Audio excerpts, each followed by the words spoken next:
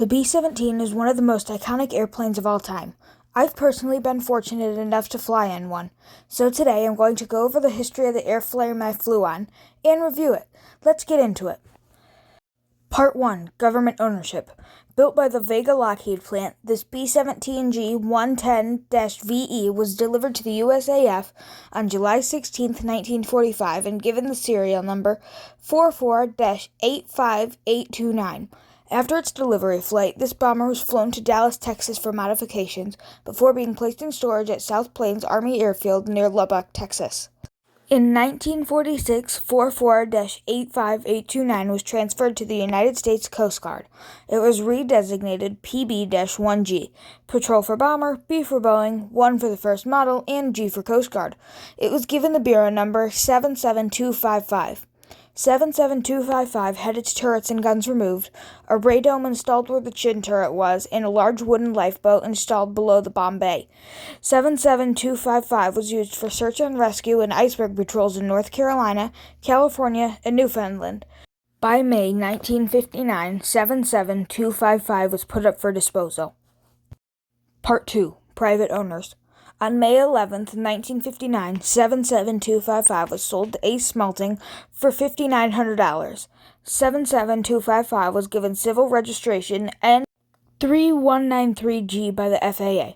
In November 1959, Ace Smelting sold 77255 to Fairchild Aerial Surveys for aerial survey work. Who would have thought? In 1966, the airplane was sold to Aircraft Specialties of Mesa, Arizona to be used as a water bomber. Part 3. Water Bombing. Aircraft Specialties used multiple B-17s as water bombers. These include Yankee Lady, Shady Lady, Fuddy Duddy, and Tanker 04, now at the Museum of Flight. And lastly, our target today, Tanker 34. Purchased by Water Bomber and Sprayer Company Aircraft Specialties, the airplane originally operated as Tanker 43 through January 1968.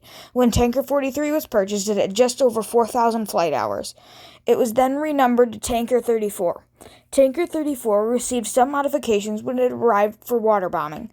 2 tanks were fitted in the bomb bay, and sprayer bars were fitted to the underside of the wings. In 1969, Tanker 34 was flown to Hawaii to be used in the movie Tora Tora Tora, which accumulated 800 flight hours from filming. In 1980, it made a belly landing in Ohio, which damaged its retardant tanks. In 1984, it was sold to Globe Air Inc., and was still in use as a firebomber. Part 4. Yankee Air Museum. In 1986, Tanker 34 was retired from water bomber service. It was sold at auction along with 4 other B-17s. Tanker 34 was sold to the Yankee Air Museum in Belleville, Michigan. Tanker 34 received a ferry permit to fly from Mesa, Arizona to Belleville, Michigan, a journey of almost 2,000 miles and taking 5 hours. 77255 landed at Willow Run and the restoration began. After its inspection, it was found that the airplane had significant modifications. All of the guns and turrets were missing, the floor had been lowered, bulkheads removed, and a cargo door installed on the left side. The horizontal and vertical tail surfaces were removed for corrosion control and recovered using modern fabric. The control cables were replaced as well. The radio room floor had been lowered during its water bombing career, so it was raised and authentic radios were installed. The 2 1,000 U.S. gallon/3,000-liter retardant tanks were also removed.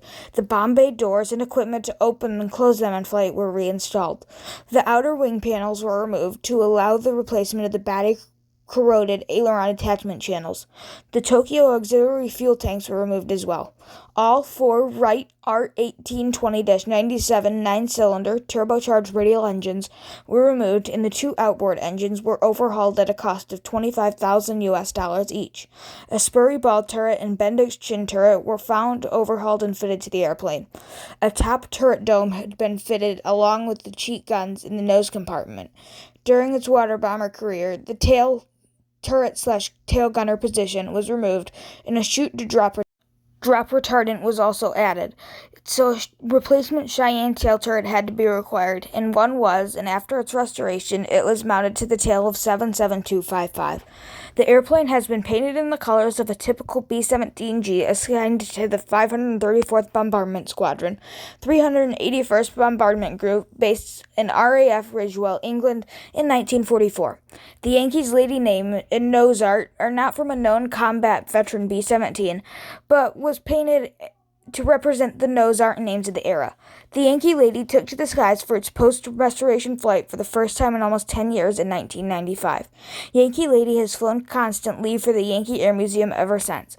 It was briefly grounded in 2023 due to issues with the wing spar, but was back in the air for the Thunder over Michigan Air Show in August of the same year. Yankee Lady routinely gives flights out of Willow Run and travels to the Air Zoo in Kalamazoo.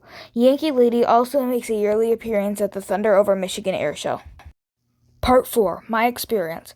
I flew on the Yankee Lady in 2020, but I remember my flight like it was yesterday, and so I'll describe the flight experience. The flight starts with arrival at the hangar. I flew out of Willow Run, which is the Yankee Air Museum's home. The hangar for the flyable aircraft is on the opposite side of the airport from the actual museum.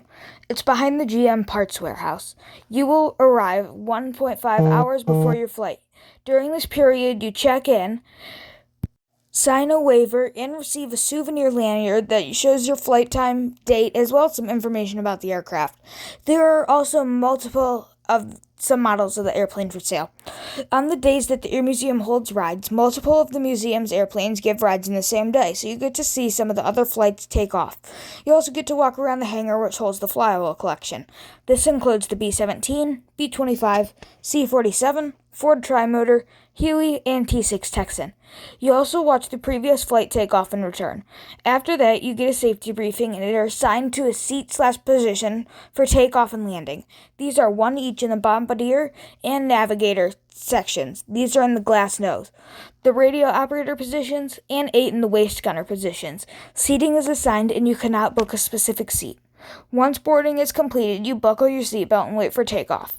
Next, the engines will start, starting with the number 1 engine as it provides power to the other engines and flight systems. The startup is super smoky and you will smell burnt avgas in the cabin during this time. These engines have a super loud rumble. These are not like modern jets that have a quiet scream. These will shake the whole airplane like there is no tomorrow. After engine startup, you will taxi to the runway. Once in position, the bomber will rev the engines. This is to heat the oil and make sure that oil and gas are in each of the 36 cylinders. Once the engines are hot and the clear has been given from air traffic control, you'll take off. Once in the air, you're free to walk around the airplane. The tail gun, ball turret, and top turret are closed off, but the bomb bay, nose, and waist gun positions are open to walk around in. Once the crew gets ready to descend, you will receive a signal and have to return to your seats and buckle your seatbelt. Once close to the runway, the crew will open the bomb bay doors. For me, this was the smoothest landing I have ever seen on an airplane. I didn't feel anything and had no clue we were on the ground until we started taxiing to the hangar. After you leave the airplane, you'll get a few minutes to walk around and take pictures of the outside. After this, the 45-minute flight experience has ended. Before I close out, I'd like to thank my grandpa for taking me on this amazing flight. Without you, I probably would have never flown on a B-17 and wouldn't have gotten into aviation. I'll link his YouTube channel down in the description. Go subscribe. And with that, thanks for watching. Peace out.